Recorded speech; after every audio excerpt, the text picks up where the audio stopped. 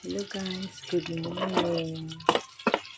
Magluluto tayo ngayon ng munggo. Ilaga ko muna ang munggo kasi matagal itong maluto. Tapos haluan ko ng dilis. Lagyan ko ng talbos ng ampalaya, talbos ng kamuti at saka alugbati. At saka sa huli, lagyan ko ng gata. Simple luto lang pero ito.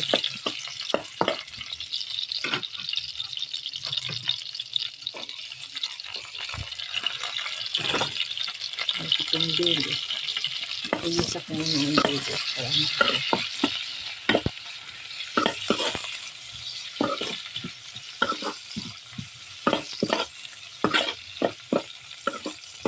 Lagyan ng konting sili para maanghang.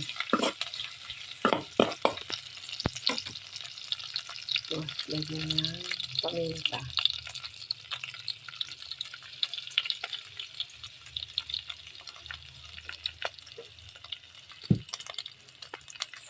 Lagyan ng konting asin. Dagdagan lang mamaya pag kulang.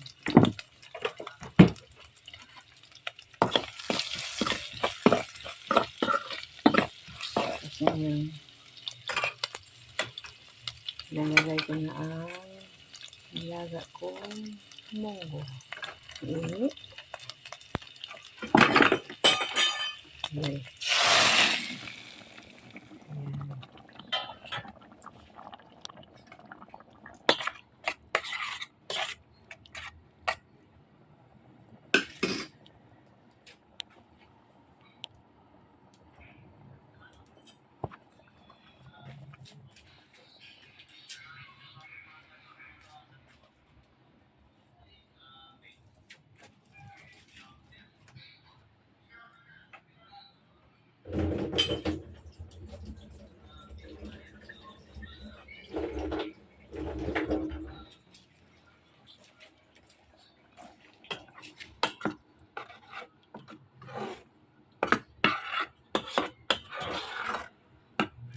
Simpleng luto lang, affordable. Ayan. Since ang munggo ay luto na, pwede ko lang ipanghalo itong mga dahon.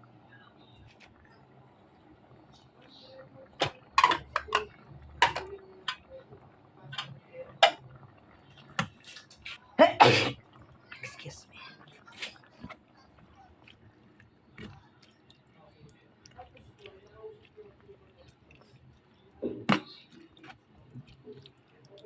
Konti lang niluto ko kasi 3 lang kaming kakain.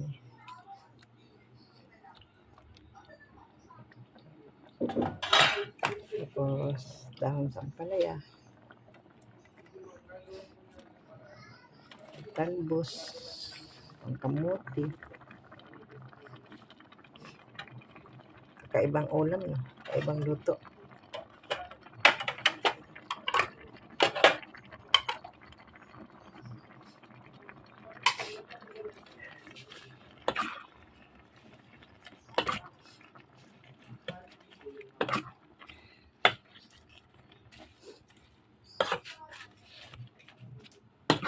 Ang iba nito, pag magluto sila, munggo na may halong baboy, pero ako wala talaga. Ever since nag-start ako pagbablog, wala talaga akong baboy na niluluto. Kasi syempre, hindi natin alam, baka may mga viewer na mga Sabadista, or yung Seventh-day Adventist, o mga Muslim. Mas maganda yung i-present ng mga luto ay yung bawal para sa kanila.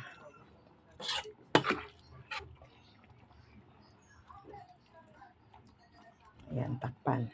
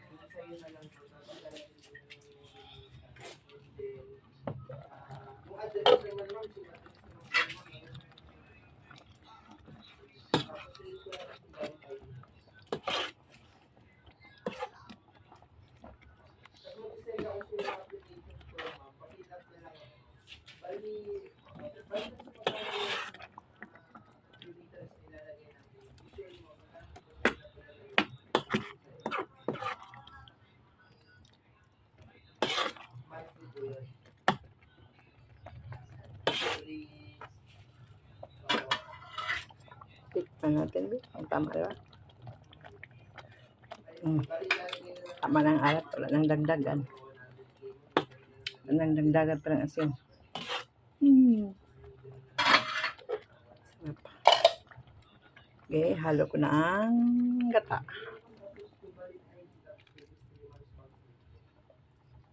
Padagdag sarap.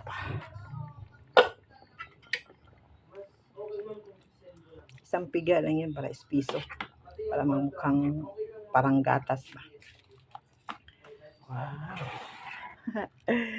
Cute.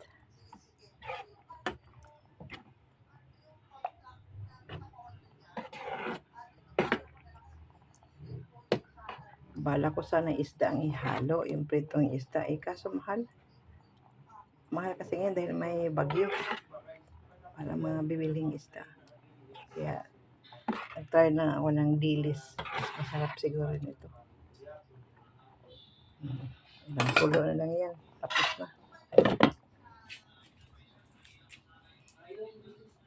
Sana guys, magustuhan nyo itong video ko araw-araw. At isubscribe nyo naman ako. Panoorin nyo ng buo. Para dagdag viewer.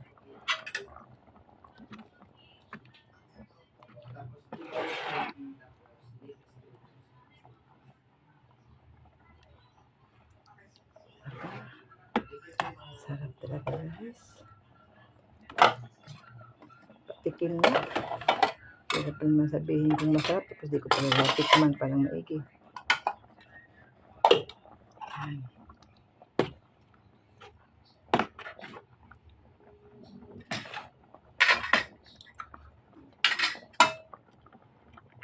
Ng konti.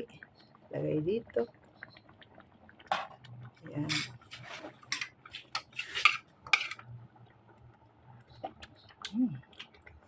Ang sarap guys. Padami ako ng kanin nito ngayon Sarap.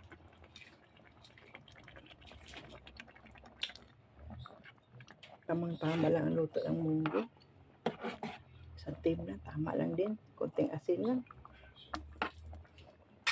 Thank you guys for watching. Hope to see you every day. Thank you. God bless to everybody.